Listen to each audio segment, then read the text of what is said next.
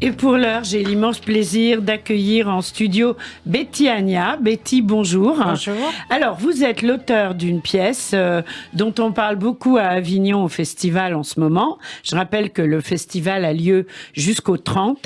Ça s'intitule Clara Malraux, la rebelle. C'est mis en scène par Norbert Mouyal et donc ça fait partie du festival Off. Alors, c'est une pièce de théâtre que vous avez écrite. Pourquoi vous êtes-vous intéressée à Clara Malraux? Racontez-nous. Parce que je trouve que c'est un personnage absolument passionnant, que c'est une grande écrivaine à l'écriture très très fine, qu'elle a été la première compagne d'André Malraux, avec laquelle il a fait ses plus grandes expéditions au Cambodge. Et comme Pierre de Temple aussi, après il a eu un procès, qu'elle l'a défendu jusqu'au bout, qu'elle a été une grande résistante, qu'elle a protégé des juifs et des non-juifs, qu'elle a transporté des armes dans le panier à goûter de sa fille Florence, et que André Malraux, elle et Florence étaient des personnages de théâtre.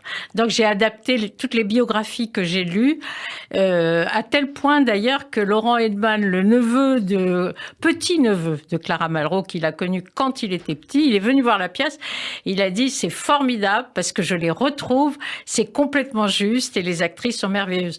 Parce que c'est important de le dire. Hein. Ah, bah oui, alors elle était juive, Clara Malraux? Elle était juive, c'était une grande famille bourgeoise d'Auteuil, immigrée d'Allemagne, elle s'appelait Goldschmidt. Oui. Et elle n'a jamais renoncé à son nom de Goldschmidt, sinon que pendant la guerre, comme elle fuyait sur les routes, comme beaucoup de Français, beaucoup de Juifs, elle fuyait sur les routes, Malraux lui a laissé son nom de Malraux, alors que, bon, il n'était pas divorcé, mais il était avec une autre femme.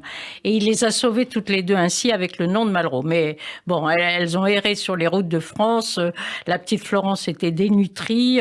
La mère, elle avait peur de rien. C'est une rebelle, c'est une insoumise, Clara Malraux. Et c'est une femme très intelligente. Au bon sens du terme, on va dire. Voilà. Et c'est une femme très intelligente et très cultivée. Oui. Donc voilà, ces personnages-là, je trouvais que c'était des personnages de théâtre très forts, quoi. Alors, à propos de théâtre, donc une pièce, et c'est un entretien mère et fille.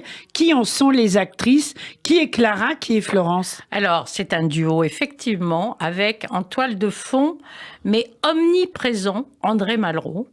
Alors, Clara est interprétée par une grande comédienne, j'insiste, Bérangère Doutin de la Comédie Française, oui, qui a eu le prix de la meilleure comédienne du Off 2021. Ah oui. Et elle n'est pas juive, mais elle s'est complètement investie. Complètement investie et rentrée dans la peau de Clara à tel point que le public en sort bouleversé, tellement elle est juste, tellement elle est passionnée, tellement elle défend son rôle. Elle est son rôle. Elle est Clara Malraux. Et Florence Malraux, c'est Nathalie Savali aussi, qui a fait beaucoup de théâtre, qui a fait notamment les lettres à Anne de François Mitterrand, à Anne.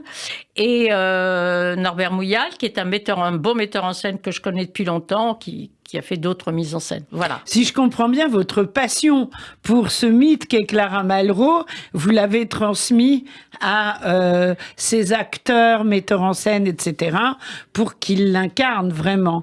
Est-ce qu'ils l'incarnent? Vous parlez du petit-neveu, etc., mais est-ce que vous avez retrouvé la force que vous avez mis dans l'écriture de cette pièce? Moi, j'ai été complètement bouleversée. D'ailleurs, j'ai assisté aux premières lectures. Il y a eu une lecture à la SACD, les gens ont adoré.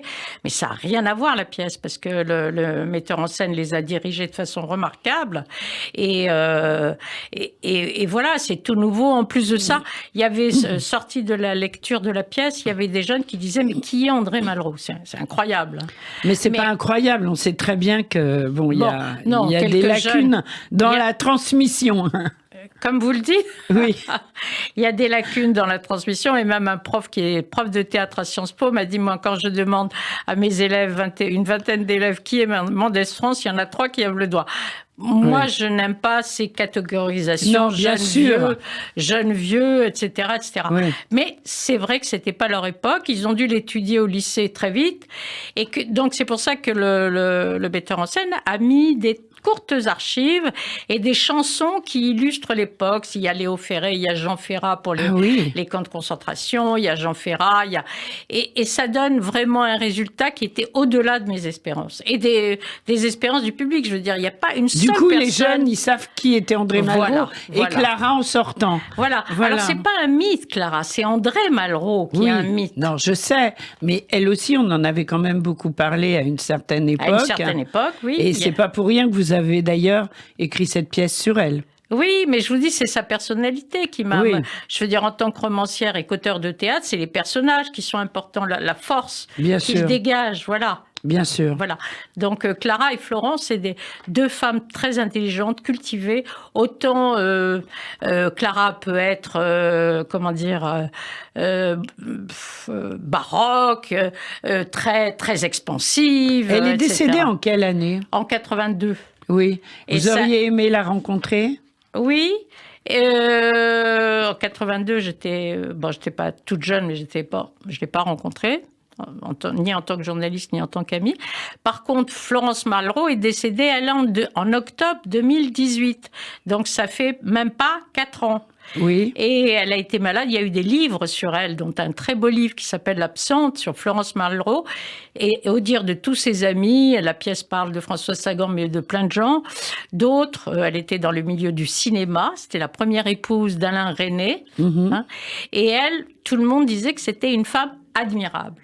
Ah oui, mais vous ne l'avez pas rencontrée. Non, je l'ai pas rencontrée. Mais c'est extraordinaire que par le biais du théâtre, vous les fassiez revivre finalement. Oui, et on m'a dit dernièrement qu'une personne qui avait vu la pièce ces jours-ci qui a connu Florence, a pleuré après la pièce et pendant la pièce et a dit mais c'est tout à fait ça, c'est tout à fait ça. Donc c'est incroyable. C'est bouleversant. Ouais, moi je suis bouleversée de me dire. Presque. Alors est-ce que ça va être monté à Paris ? Alors. Question, il y a des dates en province. C'est vrai qu'on aurait besoin de producteurs parce que produire à Avignon, ça coûte très, très cher. On y a tous mis les comédiens, le metteur en scène et moi-même, on y a mis notre participation, notre écho. Pour le moment, c'est en discussion. On attend la fin d'Avignon pour voir ce qu'il en est. D'accord. J'espère qu'on aura une bonne nouvelle et qu'on pourra venir la voir à Paris, cette pièce. Alors, je sais que vous souhaitiez nous lire peut-être quelques phrases de la pièce qui sont très fortes et qui vous ont marqué. Oui, qui m'ont marqué et qui marqueront, j'espère, les auditeurs de Radio J. Par exemple... quand sa fille Florence lui dit même traumatisée par la barbarie de l'époque, tu réagis, tu continues de te battre, comme père le faisait. Comme père, c'était André. Clara, elle dit que faire d'autre ? Rester les bras ballants devant tant d'horreurs ? L'oncle Harry, ruiné, traverse la nuit de cristal, rejoint le camp d'Émile et c'est la rafle du Veldiv avant le crématoire d'Auschwitz, comme des millions d'innocents. Non, non, je ne voulais pas être un lapin sur lequel on tire. Elle est en colère. Et quelles raisons ont les Allemands de me tuer, hein ? Peux-tu me dire lesquelles ?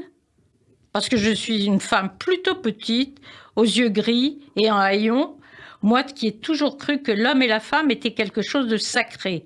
Mes valeurs sont bafouées et on connaît maintenant les horreurs de l'histoire avec ces millions de corps brûlés, ces nuits et brouillards, le grand film de ton compagnon. Dis-moi, c'est bien ton admiration pour ce film qui t'a porté vers lui. Et là, on parle d'Alain Resnais, dont Florence était la première épouse. Comme vous nous l'avez dit. Alors, quelles sont les réactions, par exemple, que vous avez eues ? Je sais qu'il y a eu d'excellentes critiques. Qu'est-ce qu'on vous en a dit ? Vous avez assisté à toutes... Alors, il y a une chose qu'on n'a pas dit quand même, c'est que c'est au Verbe Fou à midi tous les jours. C'est à midi au Verbe Fou, c'est juste avant le déjeuner, donc c'est un bon horaire pour Avignon. Voilà. Ça dure combien de temps ? Ça dure 1 heure. Voilà. Ça dure 1 heure. Donc c'est formidable. C'est très rythmé, donc les gens n'ont pas le temps de souffler à un moment. Enfin, souffler. Je veux dire, ils ont beaucoup d'émotions, mais il y a en même temps, il y a des chansons, il y a des pauses, parce que c'est une pièce quand même intense, qui évoque le sujet de la guerre, qui évoque la résistante, où c'était une grande résistante, où il y a la mort de Malraux qui est en toile de fond. Donc, je voulais qu'il y ait des chansons et des pauses musicales. Et voilà, et l'ensemble est vraiment touchant. Alors, donc en fait, cette création pour le Hof s'empare pour la première fois du sujet d'André Malraux. Absolument. Ça n'avait jamais été évoqué à Avignon jusque-là. Et Clara Malraux non plus. D'accord. Et les gens en sont ravis parce qu'ils ont dit pour la première fois, on découvre beaucoup de choses et beaucoup d'informations. Et alors, c'est encouragé apparemment par Edgar Morin, Elisabeth Badinter et Alain Malraux, donc qui est le neveu et le fils adoptif d'André Malraux. Pourquoi un fils adoptif? Parce qu'André Malraux a eu beaucoup de malheurs dans sa vie. Il a perdu sa femme, sa seconde femme, Josette Clotis. Il a perdu ses seconds. Josette Clotis, est morte dans des conditions absolument dramatiques. Elle s'est prise son talon de liège dans un rail de train. Voilà. Donc c'était horrible. Et les deux enfants les deux fils d'André Malraux, de Josette Clotis, sont morts pendant la guerre. Voilà. Donc il a eu des drames pas possibles. Il a eu des drames, voilà. Et elle, Clara, elle est restée toute seule, elle se sentait abandonnée, etc., etc. Donc, voilà, André Malraux. Et surtout, elle se sentait reniée en tant que femme, en tant qu'écrivaine. Il disait, je préfère une femme à une écrivaine de seconde zone. Ah oui, c'est méchant ça. Hein. Mais c'est le machisme. Elle dit macho, c'est le machisme de l'époque. Bien sûr. C'est le machisme de l'époque. C'est vrai. Voilà. C'est vrai, très macho. Ouais. Alors, ça joue donc au Verbe Fou à midi tous les jours à Avignon. Si vous y allez et si vous écoutez l'émission et que vous avez des amis qui y vont, faut y courir évidemment. Quelle est la question que vous auriez souhaité que je vous pose et que je n'ai pas posée, Betty et Anya? On a parlé de tout. C'est une création. Oui. Il y a très peu de créations à Avignon. Oui. Il y a quelques créations. Il y a beaucoup de reprises. Oui. Donc, pour une création, il faut se battre beaucoup parce que après 2 ans de confinement, il y a une concurrence féroce. Oui. Voilà. Il faut savoir que cette année, il y a 1570 spectacles. Ah oui, d'accord. Vous vous rendez compte? Je sais qu'il y a un monde fou. Oui, oui. Voilà, il y a un monde fou, mais pour le nombre de spectacles, c'est un peu trop. Il y a pléthore de spectacles, voilà. Et ce que je voulais vous dire, c'est défendre la création contemporaine théâtrale, quoi. Bien sûr. C'est très important. Alors, Clara Malraux, La Rebelle, une pièce écrite par Betty Anya. Avant qu'on se quitte, un projet? Vous avez d'autres projets d'écriture? Moi, j'ai un roman qui se termine. J'ai une pièce de théâtre sur d'autres personnes connues. Je peux pas en dire plus. On n'a fait qu'une lecture avec les comédiens. D'accord, on a hâte. Tenez-nous au courant, Betty Anya, de votre actualité. Et puis, vous souhaitiez qu'on finisse cette interview en musique avec une chanson qui vous tient beaucoup à cœur. C'est John Lennon, Imagine, c'est la paix, l'apaisement. Absolument, c'est l'appel à l'amour et à la paix dans le monde, dans le monde. Et c'est moi j'adore cette chanson, je crois comme tout le monde, elle est intemporelle, mais c'est surtout Florence Malraux qui l'adorait. Et c'est pour ça qu'on termine avec cette si belle chanson, cet hymne presque. Merci d'avoir été avec nous quand vous le souhaitez sur Radio J. Merci, au revoir. Merci beaucoup Lise.